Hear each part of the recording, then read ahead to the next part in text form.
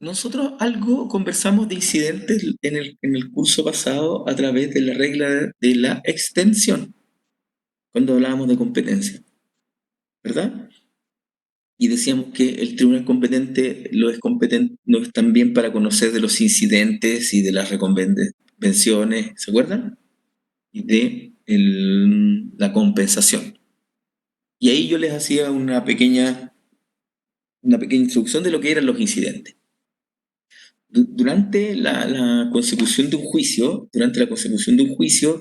donde se resuelve una cuestión principal, por ejemplo, si Juan le pagó o no le pagó el precio a Pedro de una compraventa, si Pedro es o no el comodatario de un inmueble respecto del cual el dueño es José, si María tiene un contrato de hipoteca respecto del inmueble donde vive Mariana. Esos son los conflictos principales. Durante el proceso se pueden dar distintas cuestiones accesorias al juicio, que requieren un pronunciamiento del tribunal, pero obviamente no una sentencia definitiva, sino una sentencia, en este caso, ya sea una interlocutoria, si es que el incidente establece el derecho permanente a favor de las partes, o un mero auto, si es que la sentencia no, resuelve el incidente sin producir efectos permanentes en favor de las partes. ¿Mm? Entonces, a estas cuestiones accesorias, es lo que le llamamos incidentes.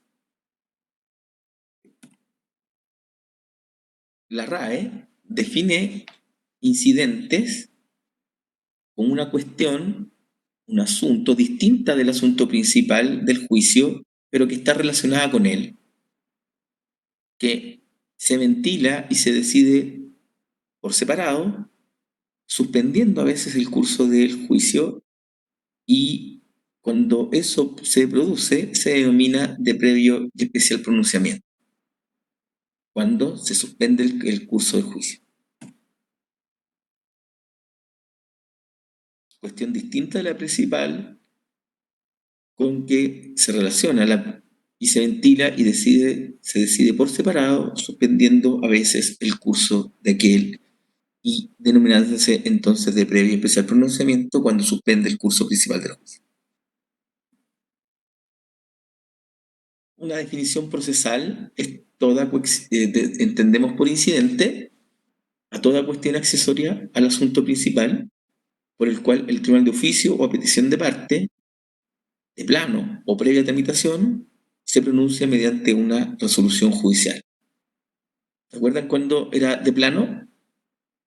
Cuando conversábamos las últimas clases del semestre pasado sobre las formas de resolver las peticiones, la forma más radical, la que no respetaba el principio de la bilateralidad de la audiencia, era resolver de plano, es decir, sin siquiera darle posibilidades de conocer a la otra parte, de plano.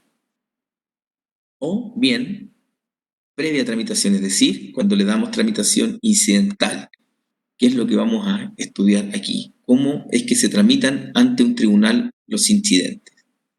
Y el juez se tiene que pronunciar mediante una resolución judicial. Recuerden que la resolución judicial que va a dictar el juez aquí es de dos naturalezas. Si establece derechos permanentes en favor de las partes, él dictó una interlocutoria. Si no establece el incidente un derecho en favor de las partes, dictó meramente un auto. Un auto. Para eso tienen que recordar la clasificación de las resoluciones judiciales.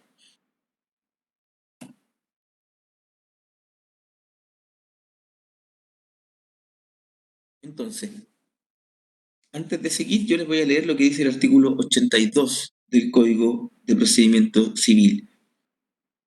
Dice, toda cuestión accesoria de un juicio que requiera de un pronunciamiento especial con audiencia de parte se tramitará como incidente y se ajustará a las reglas que siguen, si es que no tiene por la ley una tramitación especial.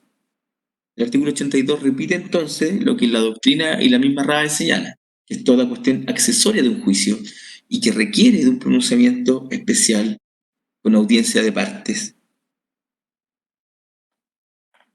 Entonces, la estructura de un incidente es la siguiente. Existe aquí un asunto principal, ya sea contencioso o voluntario. Ya saben ustedes que en realidad de voluntario no tiene nada la jurisdicción voluntaria, sino que hablamos más bien de jurisdicción no contenciosa, ¿verdad? Existencia de una cuestión principal, la presencia en algún momento de la tramitación de esta cuestión principal de una cuestión accesoria, y entendemos por accesorio todo lo que diga relación o dependa del asunto principal, pero que no se refiere al fondo, que no se refiere al fondo, la intervención del tribunal, ya sea a petición de parte o de oficio, ya sea de plano o de acuerdo a la tramitación que la ley le da,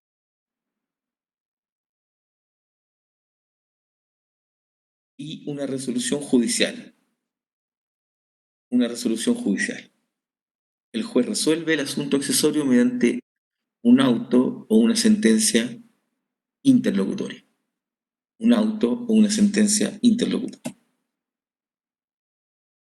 De acuerdo a estas definiciones doctrinales y de acuerdo a lo que ha señalado la ley, en especial en el artículo 82, podemos clasificar los incidentes en varias, de acuerdo a varios criterios. De acuerdo a varios criterios. El primer criterio dice, está establecido en función de su reglamentación y distingue entre ordinarios y los especiales. Entre ordinarios y los especiales. ¿De dónde sale esta clasificación? De lo que dice el artículo 82, que dice: se tramitará como incidente esta cuestión accesoria y se sujetará a las reglas de este título si no tiene señalada por la ley una tramitación especial.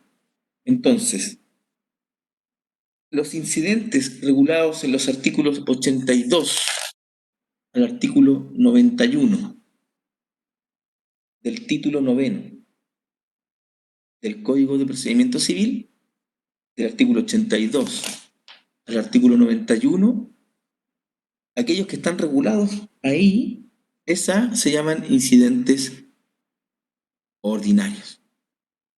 ¿Por qué? Porque esa es la regulación ordinaria que la ley le da en 10 artículos a los incidentes. Luego, el mismo legislador en el artículo 82 dice que esta aplicación es para aquellos incidentes que no tengan una regulación en la ley. Dice, y se sujetará a las reglas de este título, el título noveno, si no tiene señalada por la ley una tramitación especial. Entonces, ¿qué son los incidentes especiales? Son aquellos que la ley regula una forma especial de tramitación. Nosotros vamos a estudiar varios. Por ejemplo, el incidente relativo a las costas, es decir, quién paga los costes que ha tenido el juicio.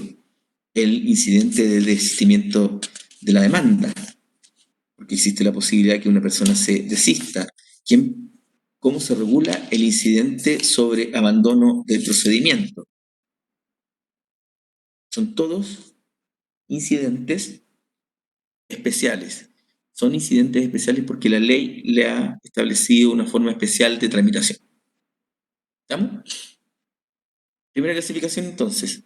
Ordinarios, los que siguen la tramitación establecida por el artículo 82 y siguientes del título noveno del libro primero del Código de Procedimiento Civil. Especiales, aquellos que la ley le da una tramitación distinta. Un segundo criterio de clasificación atiende a si paralizan o no paralizan el asunto principal. Si la cuestión es esencial, si incide demasiado en la definición del asunto principal, se llaman asuntos de previo y especial pronunciamiento. asuntos de previo y especial pronunciamiento. Y por tanto, como es de previo y especial pronunciamiento, se van a tramitar en la misma carpeta digital del asunto principal y van a suspender la tramitación del asunto principal.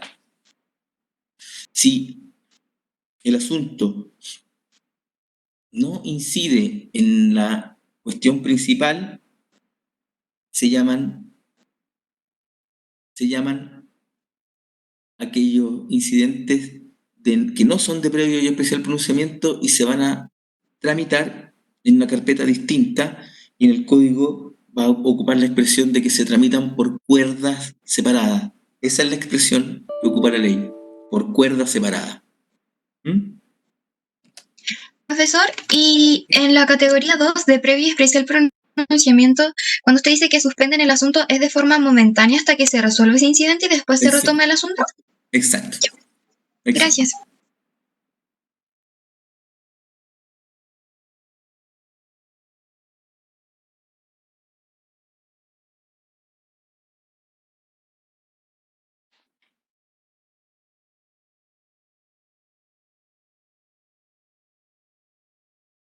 El artículo 87, el artículo 87 del Código de Procedimiento Civil señala lo siguiente. Si el incidente es de aquellos que, sin cuya previa resolución no se puede seguir sustanciando la causa principal, suspenderá el curso de esta y el incidente se tramitará en las mismas piezas de autos. En el caso contrario, no se suspenderá el curso de la causa principal, es decir, aquellos que no son de previo y especial pronunciamiento, y el incidente se sustanciará en ramos separados. En ramos separados. Aquí no ocupa la expresión cuerda separada, más adelante el código sí habla de cuerda separada, aquí habla de en ramos separados. Entonces, ¿cómo sabemos que un incidente es de previo y especial pronunciamiento? Bueno, caso a caso tendremos que decidir lo que dice el código en el artículo 87. Nos tenemos que preguntar, ¿la resolución de este incidente impide que se siga tramitando la cuestión principal? Por ejemplo, si estoy discutiendo sobre, aquí quiero que me ayuden, si el incidente es sobre que estuvo mal notificada la demanda, ¿se puede seguir tramitando el juicio si tenemos la duda de si está bien notificada la demanda, que es la que le da inicio al proceso? No, no se puede, se tiene que resolver eso primero antes de poder continuar con el juicio. Tendríamos que resolver eso. Entonces, como eso es de previo y especial pronunciamiento, lo que hacemos es suspender, lo tramitamos en la misma carpeta digital. Recuerden que vamos a hablar de carpetas digitales, porque así está funcionando hoy día con la ley de tramitación digital. Suspendemos y ¿qué hacemos? Una vez que resuelven, podemos seguir adelante en función de lo que se resuelve. Si la cuestión es ajena, si la cuestión no tiene que ver con la tramitación del proceso principal, se tramitan por cuerdas separadas. Y por tanto, el proceso principal puede seguir adelante. Por ejemplo, presento un documento probatorio, lo presento al tribunal y el demandado, dentro de plazo, señala que ese documento que yo he subido al portal está incompleto y lo objeta por incompleto. ¿Qué se formó ahí?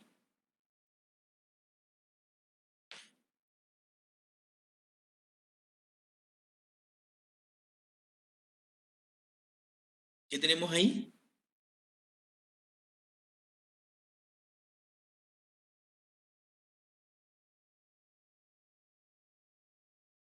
Ahí tenemos un incidente. Ahí mismo tenemos un incidente porque hay una cuestión accesoria.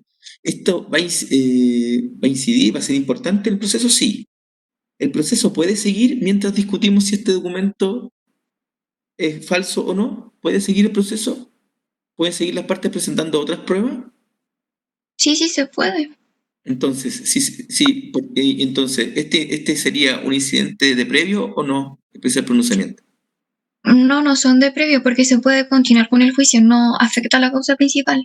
Exacto, y como no afecta a la causa principal, lo que dice la ley, usted lo tramita en una carpeta digital aparte, lo resuelve ahí, pero el proceso sigue de largo.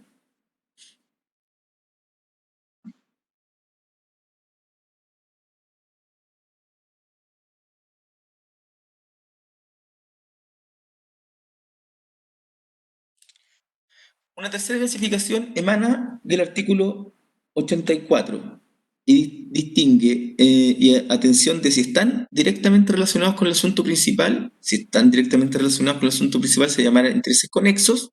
Si no están, incidentes conexos, si no están relacionados con aquello, se llamarán incidentes inconexos. El artículo 84 dice: todo incidente que no tenga conexión alguna con el asunto que es materia del juicio podrá ser desechado de plano. Todo incidente que no tenga incidencia alguna con el asunto principal se puede rechazar de plano. A contrario sensu, si el incidente tiene alguna conexión con la cuestión principal, ¿se puede rechazar de plano o hay que darle tramitación y escuchar a la contraparte? Hay que darle tramitación. Hay que darle tramitación, hay que darle tramitación. Entendemos por inconexos aquellos que no tienen ninguna cuestión, no tienen una relación con la cuestión principal. ¿Se acuerdan, por ejemplo, cuando eran muchos los demandantes en que la ley los obligaba a actuar bajo procurador común? ¿Recuerdan que lo vimos el semestre pasado? Sí. Y podía estar una de las partes desconforme con lo que está haciendo el procurador común, ¿verdad? Y podía pedirle al juez que, bajo ciertas circunstancias, él hiciera su propia presentación y mantuviera a su abogado, a su procurador propio. Ahí hay un incidente, y eso no tiene nada que ver con la cuestión principal, porque esto tiene que ver cómo una de las partes se presenta, pero no tiene que ver con el juicio, no tiene que ver con la obligación que estamos discutiendo. Entonces, eso se podría tramitar de plano, porque es inconexo con la cuestión principal. Ten en cuenta que los incidentes pueden ser miles: la forma en que se ingresó un documento, si fue anulada o no anulada una resolución, si está mal notificada o no, porque no se aplicó bien los criterios del artículo 44 o porque no se notificó personalmente en el lugar donde se debía notificar, si tengo que obrar o no con procurador común, si mi procurador común o no está cumpliendo debidamente con el mandato que se le entregó. ¿Se dan cuenta la cantidad de cuestiones accesorias que se pueden producir en un juicio? Son muchísimas, son muchísimas.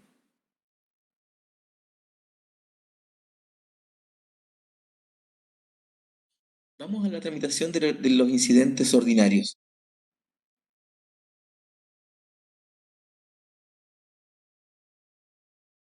Están regulados en los artículos 84 y 85 del Código.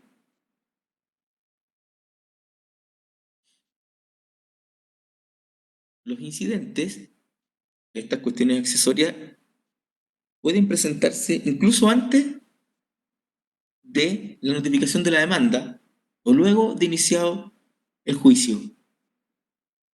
Si se inicia antes de la notificación legal de la demanda o coexiste con ella, con el inicio del juicio, debe hacerse valer previo a cualquier gestión principal. Iniciado el juicio debe promoverse tan pronto se tenga conocimiento del hecho. Estas reglas del artículo 84 y 85 buscan que el proceso avance y le exigen al litigante que tan pronto tengan conocimiento de la incidencia, incluso aunque no se haya presentado, no se haya iniciado el juicio, se plantee el incidente. ¿Recuerdan ustedes cuando vimos la comparecencia de una persona que se va fuera de Chile? Estábamos viendo las facultades del mandato Sí. y que nosotros podíamos pedirle: mire, ¿sabe qué? Usted se va a ir fuera de Chile, pero yo lo voy a demandar. Entonces quiero que lo voy a citar a absolver posiciones. Eso es antes incluso del juicio. ¿Se dan cuenta? Entonces, un juicio puede incluso partir con un incidente previo. ¿Recuerdan la solución que era? Mire, yo sé que usted se va a ir a vivir afuera, usted lo están designando embajador en Alemania, y por tanto, yo necesito que usted me declare, me absuelva posiciones ahora, antes de que se vaya. El juicio aún no ha empezado y puede partir por un incidente. Y lo que dice la ley, para que usted no tenga una especie de carta bajo la manga para hacer retroceder el juicio o paralizarlo, es, iniciado el juicio, usted debe promover cualquier incidente tan pronto tenga conocimiento del hecho. Y fíjese cómo lo dice la ley. Si el incidente nace de un hecho anterior al juicio o coexistente con su principio, por ejemplo, como el defecto legal en el modo de proponer la demanda, el incidente deberá promoverlo la parte antes de hacer cualquier gestión principal en el pleito. O sea, antes de cualquier cosa, usted siempre que tenga conocimiento de un incidente lo tiene que hacer presente. Esto se llama el principio de la preclusión. La preclusión es la idea que que el sujeto pierde derechos de volver a hacer atrás, hacer volver el proceso atrás por su inactividad. ¿Mm? El sujeto tiene que reclamar cuando corresponda. La preclusión impide que el proceso vuelva atrás. Recuerden que proceso es proceder, es un avanzar. Entonces, el legislador no quiere que el proceso retroceda, porque cuando el proceso retrocede, tarda la resolución del conflicto. Y todos tenemos derecho, como saben, a ser juzgados dentro de un plazo razonable. Porque para que la justicia sea efectiva también tiene que ser oportuna. Esto es lo que está detrás. Esto es lo que está detrás. Entonces, dice el mismo artículo 84. Si promueve después, será rechazado de oficio por el tribunal. Recuerde, le exigía el inciso segundo del artículo 84, no puedo hacer cualquier gestión más que reclamar incidentalmente. Si no lo hace, será rechazado de oficio por el tribunal, salvo que se trate de un vicio que anule el proceso, porque como vimos el año pasado, en la nulidad es la forma de proteger el correcto funcionamiento del debido proceso. Entonces, la nulidad queda a salvo, pero el resto de los incidentes no.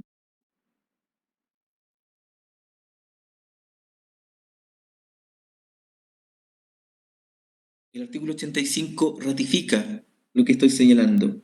Todo incidente originado de un hecho que acontezca durante el juicio deberá promoverse tan pronto como el hecho llegue a conocimiento de la parte respectiva. Si en el proceso consta que el hecho ha llegado al conocimiento de la parte y si ésta ha practicado alguna gestión posterior a dicho conocimiento, el incidente promovido después será rechazado de plano. Esto es también buena fe procesal. No queremos que los litigantes se guarden una cartita bajo la manga para que cuando vayan perdiendo el juicio se recuerden que al inicio del proceso hubo un vicio y ahora quieren retrotraer todo hacia atrás. Los incidentes tienen que promoverse y esto es la regla y esta es la respuesta a la pregunta de cuándo debe promoverse el incidente. La respuesta correcta es tan pronto se tome conocimiento del mismo. Y por tanto no hay que hacer en el proceso ninguna otra gestión que no sea la de reclamar el incidente, porque lo que dice la ley es que se va a rechazar de plano. Salvo que, nuevamente, dice el legislador, nos tratemos de declarar la nulidad de alguna actuación, porque la nulidad tiene una protección especial, dado que la nulidad lo que hace es proteger el debido proceso. El debido proceso. El artículo 86 vuelve sobre esta misma idea. Todos los incidentes cuyas causas existan simultáneamente deberán promoverse a la vez. Todos los incidentes, es decir, usted puede tener incidentes simultáneos en la medida que haya tenido conocimiento paralelo de las circunstancias que lo generan.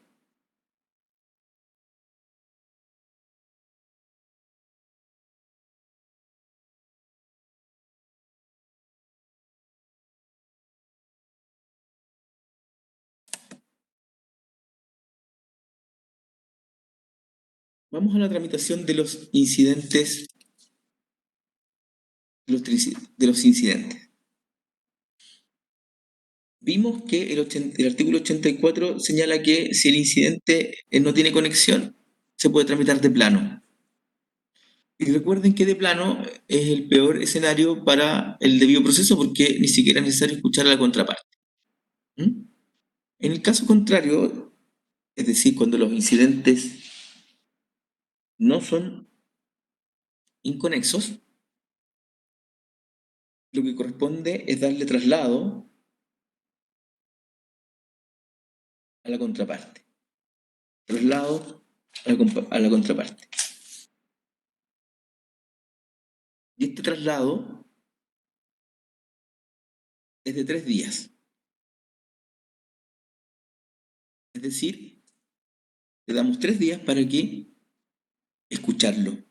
Y hacemos carne, hacemos efectivo el principio de bilateralidad de la audiencia. Este principio que obliga al juez a escuchar a ambas partes antes de tomar una decisión.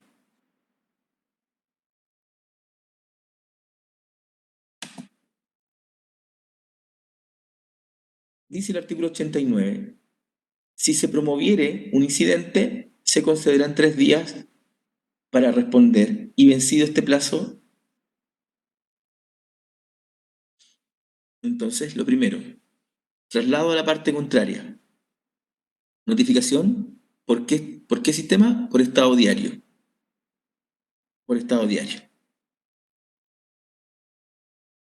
Y eso nos obliga entonces ustedes a mirar siempre los estados diarios de las causas que estén llevando. En general siempre los traslados son por 3 días, por tanto usted tiene que estar mirando siempre la oficina judicial virtual y mirando sus correos si es que usted ha designado como forma de notificación su correo electrónico. ¿Mm? El plazo es de 3 días para responder. Si el incidente se promueve en un comparendo, se debe responder de inmediato. ¿Qué es un comparendo? Bueno, recuerden ustedes que el procedimiento ordinario es un procedimiento esencialmente escrito. Por tanto, uno sube al portal de la oficina judicial virtual una presentación, como por ejemplo esas demandas que ustedes muy bien hicieron durante el periodo de los exámenes, la suben al portal, el tribunal va a decir traslado o 3 días, ¡pum!, y usted va a tener que contestar. Pero la ley establece bajo ciertas circunstancias que hay actuaciones que se hacen en forma oral. Vamos a ver en octubre, más o menos, cuando estemos viendo los medios de prueba, que, por ejemplo, las declaraciones de los testigos se hacen en el tribunal en una audiencia oral. Y en una audiencia oral de la declaración de un testigo se generan incidentes por la forma en que se pregunta o los tipos de preguntas que se le hacen a las personas. Entonces, por ejemplo, va a estar el receptor judicial tomando la prueba del testigo. Usted le va a preguntar como demandante a su testigo le va a hacer una pregunta y puede que el demandado no le guste el tipo de pregunta que se le haga y objete la pregunta. ¿Qué se formó ahí? En ese mismo momento se formó un incidente. Y el juez le va a decir a la parte que hizo la pregunta, conteste el incidente. Y ahí no le vamos a dar 3 días. ¿Por qué? Porque estas audiencias terminan hoy día. Entonces, en ese caso, va a tener que contestar ahí. ¿Estamos? Cumplido el plazo de 3 días si es escrito, o del instantáneo que le ha dado el juez en ese momento, cumplido el plazo, con o sin la respuesta, el tribunal analizará el asunto y va a resolver, y al tribunal le surge la alternativa. La alternativa. Cuando hablamos de que al tribunal le surge la alternativa, es que tiene 2 posibilidades. Eso es una alternativa.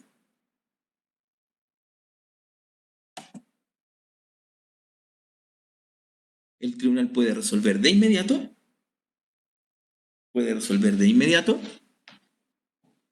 o puede recibir el incidente a prueba.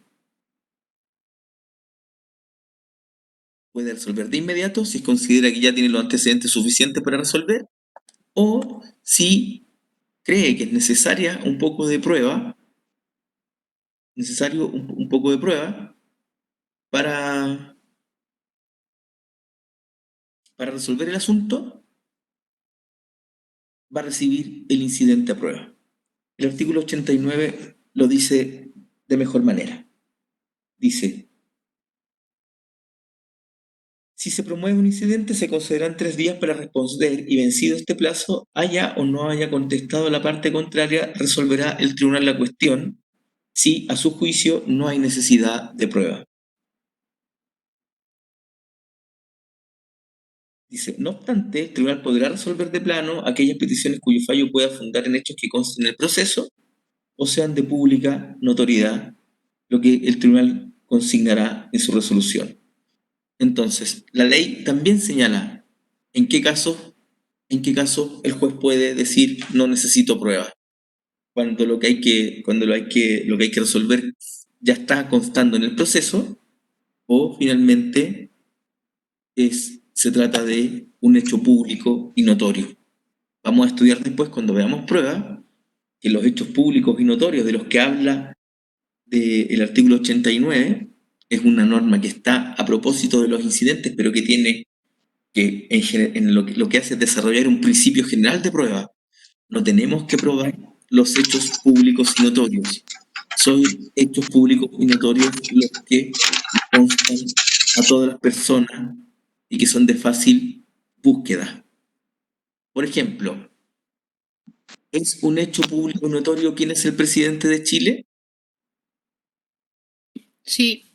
Sí, ¿cierto? ¿Cómo se llama el presidente de Chile en la actualidad? Sebastián Piñera. Sebastián Piñera. Pero esto es importante porque la gente no logra entender bien qué es un hecho público y notorio. ¿Es un hecho público y notorio quién es el alcalde de Coyhaique?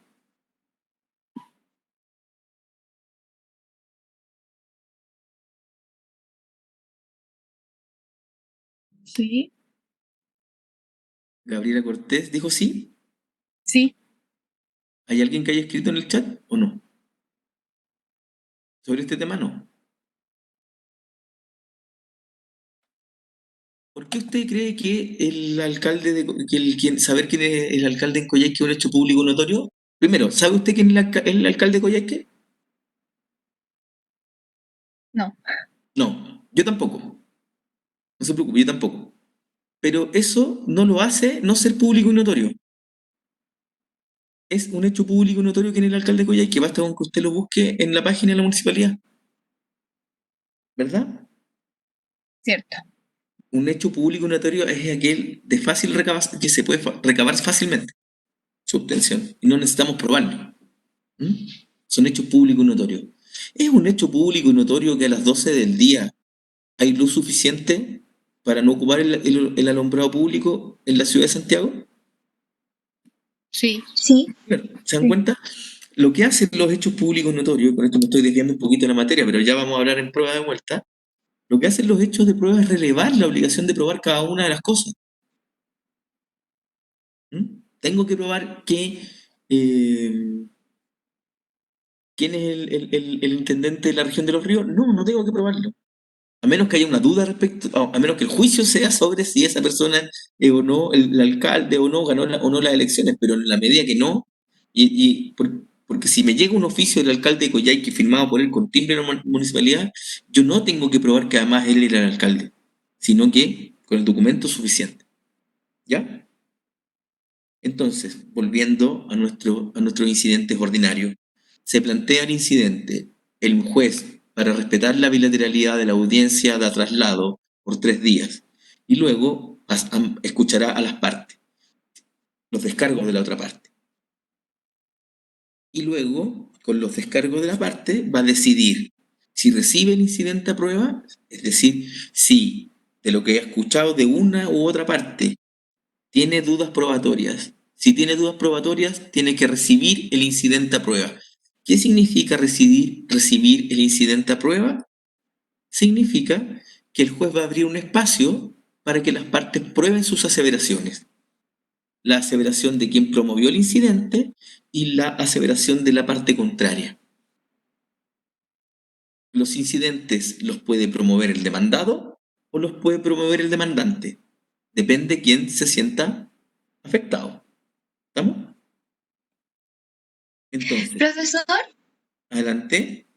¿el traslado a la parte contraria puede ser cualquier incidente o tiene que ser solo un específico? Por ejemplo, si un incidente no es de previo y especial pronunciamiento, ¿igual puede ser trasladado a la parte contraria? Sí, siempre le vamos, si es que, salvo que el juez pueda resolver de plano.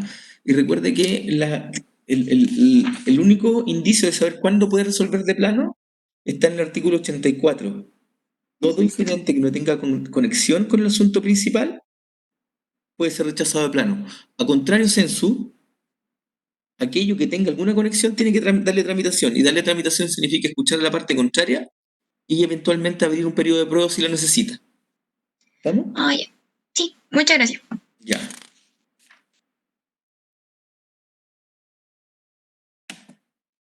Recuerde que la ley le dice al juez, mire, si los hechos son públicos y notorios, si la controversia es sobre hechos públicos y notorios, o si estos hechos constan en la carpeta, no tiene que recibir la prueba. Y resuelva, ya habiendo escuchado las partes, no habrá un periodo probatorio. Pero si usted cree que hay que probar a las cosas, hay que probar, denle un espacio a las partes para que prueben sus aseveraciones. Esto es lo que se llama el término probatorio de los incidentes, que es un término que dura, aquí está, 8 días. 8 días.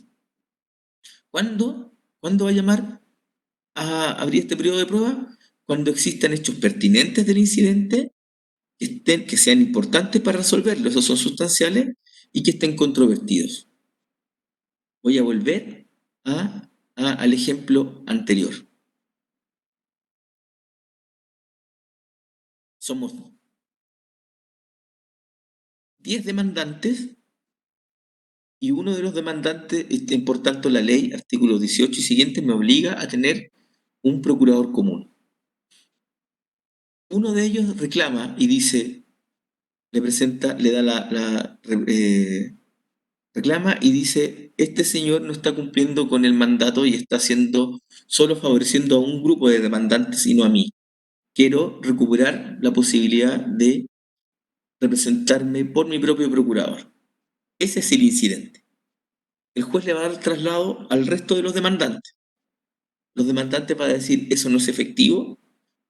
Como usted ve, magistrado, el demandante, nuestro procurador ha presentado en tiempo y forma todas las presentaciones que el tribunal ha visto y además ha hecho reuniones en su oficina en donde el demandado no ha ido, donde el que está promoviendo el incidente no ha querido ir, donde nos ha contado la estrategia. Entonces, no quiere, entonces le pide al juez, este grupo de demandados, que no le permita tener procurador común. ¿Se fijan? ¿Cuál es el conflicto aquí? ¿Quién me lo podría decir? Que la persona no está de acuerdo con el procurador que tienen todos, pero los otros demandados alegan de que él tampoco participó dentro de lo que el procurador había estipulado para poder solucionar o qué estrategia iban a utilizar para el conflicto. Entonces, una parte que promueve el incidente le está pidiendo al juez que lo autorice a tener abogado propio. Y los otros dicen no corresponde porque el procurador común está cumpliendo con todas las estipulaciones para llevar correctamente la defensa del juicio de todos los demandantes. Se va a abrir ¿Abrirían ustedes un incidente? No, porque no fue responsable. No, él no fue a lo que debía asistir. ¿Y eso a usted le consta? Sí, porque los demás demandantes estipularon que había sido así. ¿Todo lo que dicen las partes, Sigrid, lo dicen de verdad? Se supone. ¿Por qué lo supone? Porque no siempre la gente dice la verdad. Entonces, si no toda la gente dice la verdad, ¿no cree usted que sería bueno recibir pruebas de eso? Pero es que profes igual son como muchos demandados que Ese, ese otro problema, Sigrid. La pregunta es si el juez va a resolver así nomás, creyéndole a todas las partes, no, pues tiene que investigar antes. tiene que recibir pruebas. ¿Se da cuenta? Y vamos a fijar, como hecho a probar, si efectivamente el procurador está o no está cumpliendo con las instrucciones que se le dieron. Y vamos a abrir 8 días para que nos traigan documentos, para que nos traigan testigos. Y podría, por ejemplo, si el procurador común podría mandar los correos electrónicos de las citaciones a esta persona, que no fue. O podría ir uno de los demandantes como testigo para decir, mire, todos fuimos menos él. O acompañar un acta donde está firmada por todos los que fueron, para que quede claro que no fue él. Y ahí el juez resuelve. ¿Se dan cuenta? Sí, profe. Así más o menos va a funcionar. No siempre le vamos a creer a las partes, porque las partes a veces pueden no decir lo que es cierto. ¿Mm? ¿Ah? Tenemos que probar. Tenemos que probar. ¿Mm? Entonces, se puede abrir un término probatorio de 8 días.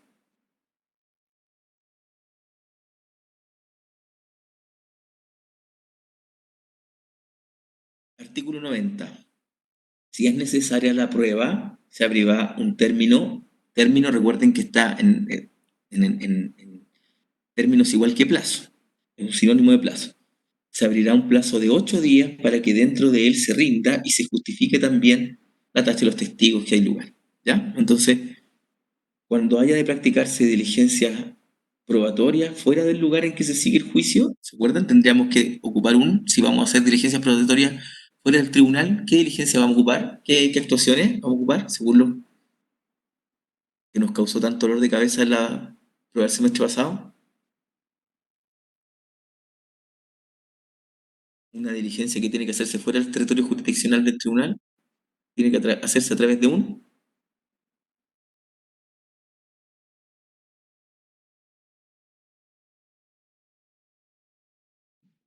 Exhorto, profe.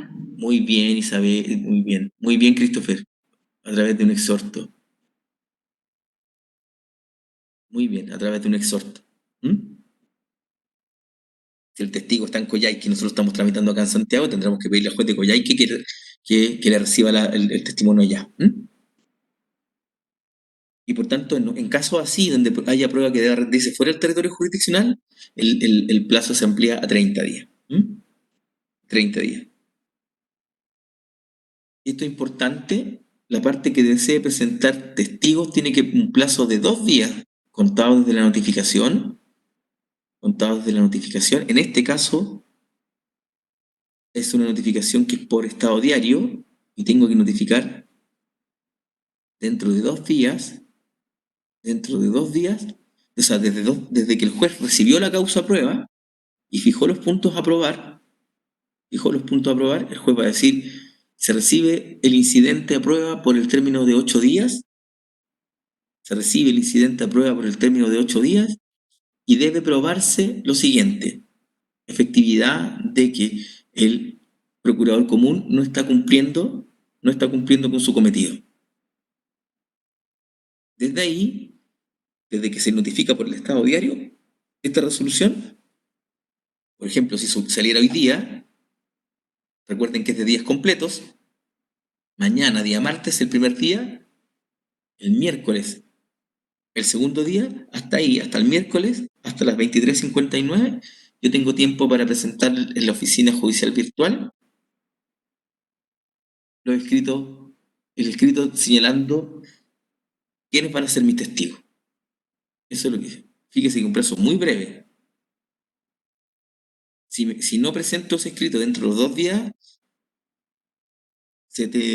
no vas a presentar los testigos. Un plazo bien breve. Vencido el término probatorio, el tribunal debe fallar de inmediato o a más tardar dentro de tercero día. Artículo 91. Vencido el término de prueba, háyanla o no rendido las partes, y aun cuando éstas no la pidan, hallará el tribunal inmediatamente o a más tardar dentro de tercero día la cuestión que haya dado origen al incidente. Vencido el término de prueba, háyanla o no rendido las partes, y aun cuando éstas no la pidan, hallará el tribunal el incidente o a más tardar dentro de tercero día la cuestión que haya dado origen al incidente. Finalmente, la resolución que resuelve el incidente tiene naturaleza de auto o de sentencia interlocutoria. ¿En función de qué? ¿En función de qué va a ser un auto o una interlocutoria? ¿De si crea derechos permanentes para alguna de las partes? Exacto, si crea derecho permanente a favor de las partes, estamos en presencia de una interlocutoria. Si no, estamos en presencia de un auto. Eso es la tramitación general de los incidentes. Esos son los incidentes ordinarios y esa es su tramitación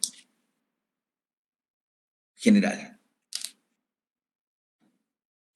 Hacemos un resumen.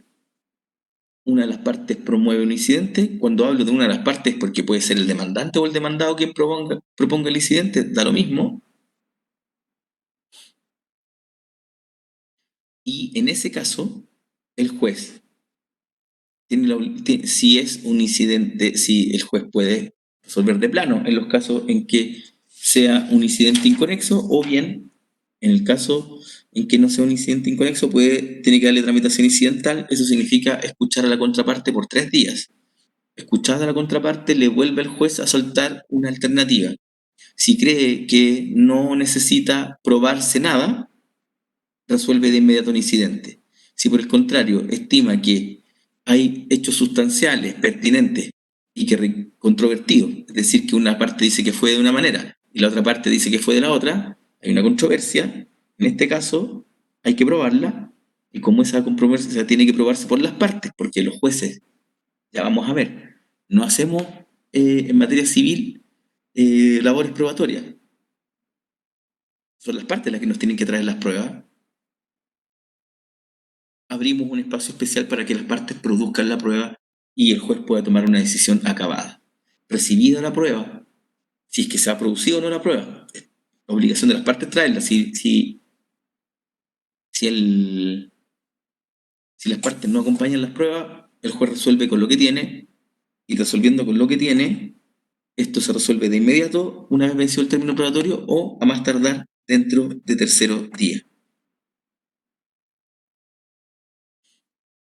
En un proceso escrito, pregunto a la distinguida audiencia, en un proceso escrito, la utilización de la mala fe podría llevarnos a demorar el proceso si invento incidentes tras incidentes y todos son de previo y especial pronunciamiento, y por tanto no podría pasar que mediante incidente usted impidiera que el proceso avance.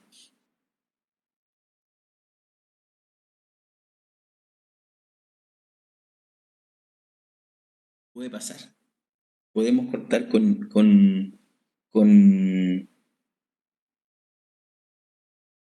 podemos contar con litigantes que litigan de mala fe y que pueden hacer demorar el proceso. Esto es lo último que voy a pasar. La próxima clase vamos a empezar a trabajar con los incidentes especiales. Esto no está en las láminas, pero está en el código y quiero que lo anotemos. El artículo 88 establece un castigo a la mala fe, y desde aquí se puede, junto con otras normas, se puede construir un principio procesal que en otros países está muy nítidamente regulado y se habla del principio de la buena fe procesal, pero que en Chile no tiene un reconocimiento expreso, salvo en la ley de tramitación digital, en donde se habla expresamente del principio de la buena fe. En materia civil tenemos que buscar artículos que hagan pensar que existe la obligación de conducirse de buena fe durante el proceso. Uno de los artículos en los cuales la doctrina ha fundado que existe un principio de la buena fe en el proceso y que tenemos que tratar de ganar los juicios con buenas armas, sin tratar de engañar al tribunal, está en el artículo 88, que trata de los incidentes sucesivos. Es decir, personas que incidentan por incidentar, con el solo ánimo de retardar la decisión del tribunal. Y establece una sanción para quien previamente ha promovido incidentes y los ha perdido. Promuevo un incidente, es rechazado. Promuevo otro incidente, es rechazado. Y no me deja avanzar. Entonces el legislador dice, cuando identificamos una persona que se comporta de esa manera, tenemos la posibilidad de sancionar. Dice, la ¿Profe? parte... Sí, Perdón, ¿eso pasa solamente cuando es una conducta reiterada? aquí lo vamos a ver. Está regulado en el artículo 88. La parte que haya promovido y perdido, ese es el requisito, porque si usted los promueve y las gana, usted tenía razón. La parte que haya promovido y perdido 2 o más incidentes en un mismo juicio, no podrá promover ningún otro, sin que previamente deposite en la cuenta corriente del tribunal una caución que el tribunal va a fijar. Es decir, promuevo 2 incidentes y los pierdo. Cuando quiero promover un tercero, tengo que consignar. Tengo que consignar una suma que el tribunal me tiene que decir. El tribunal de oficio y en la resolución que deseche el segundo incidente determinará el monto del depósito. Este depósito fluctuará entre 1 y 10 unidades tributarias mensuales y se aplicará como multa a beneficio fiscal si el tercer incidente o siguiente fuera rechazado. Es decir, supongamos, demandado presenta incidente de nulidad de notificación, lo pierde. 1. Nuevamente, después, demandado, el mismo demandado, vuelve a proponer un incidente de abandono del procedimiento, lo pierde. Como es el segundo que pierde, el juez va a dictar al final de la resolución, se desecha el incidente y tomando en consideración que este es el segundo incidente perdido por la parte demandada, si ésta desea volver a incidentar en una tercera o siguiente oportunidad, deberá consignar al tribunal la suma de 4 unidades tributarias mensuales. Entonces, cuando él quiera otra vez incidentar, ¿lo puede hacer? Sí, pero tiene que previamente acompañar en el mismo escrito, en lo principal, incidente, otro sí acompaña copia del depósito consignado. ¿Qué pasa si consigna y ahora sí gana el incidente? No pasa nada. El tribunal al final del proceso le devolverá la plata. ¿Qué pasa si pierde el tercer incidente? Ese dinero se va a beneficio fiscal. Así funciona.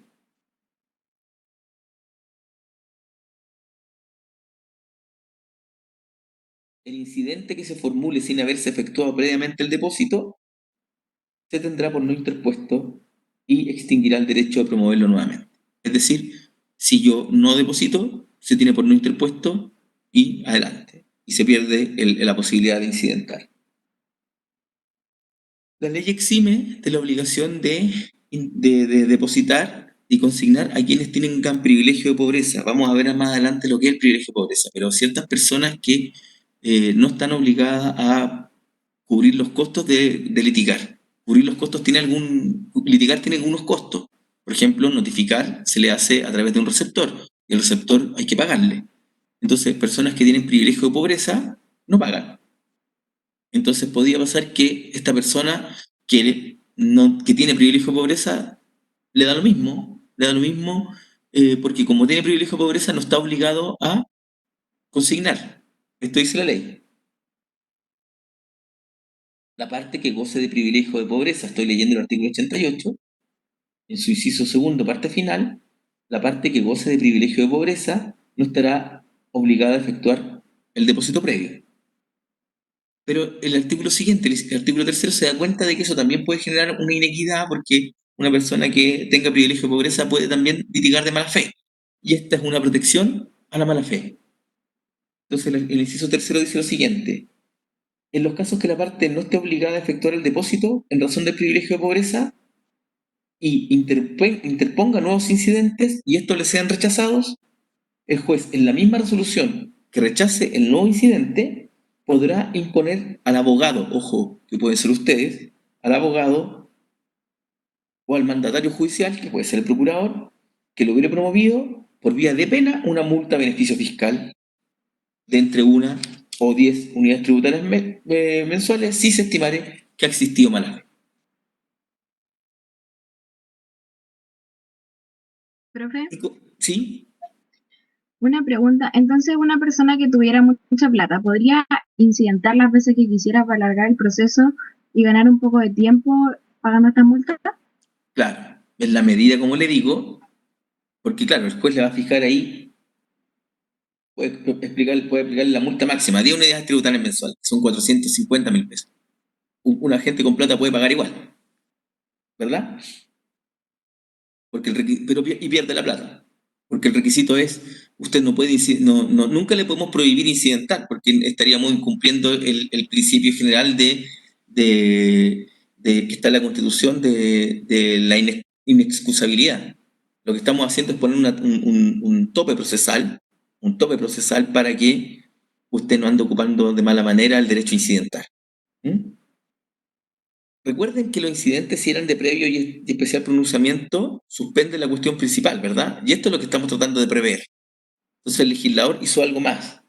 Dijo, todo incidente que requiera depósito previo se tramitará por cuerda separada sin afectar el curso de la cuestión principal.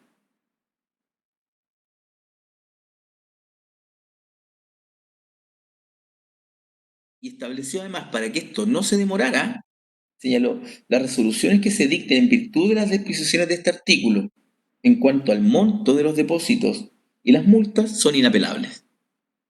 O sea, tampoco podemos parar el proceso para ir a pelear a la corte, porque todo lo que se diga respecto de las multas por haber perdido incidentes de manera sucesiva son inapelables. Artículo 88, los invito a leerla, es la protección a la buena fe en el caso de los incidentes, porque claro, en un procedimiento escrito, usted puede paralizarlo y hacerlo más demoroso mediante esta situación. Ya estoy en la hora, ya en algunos minutitos. Abro espacio para preguntas si las hay.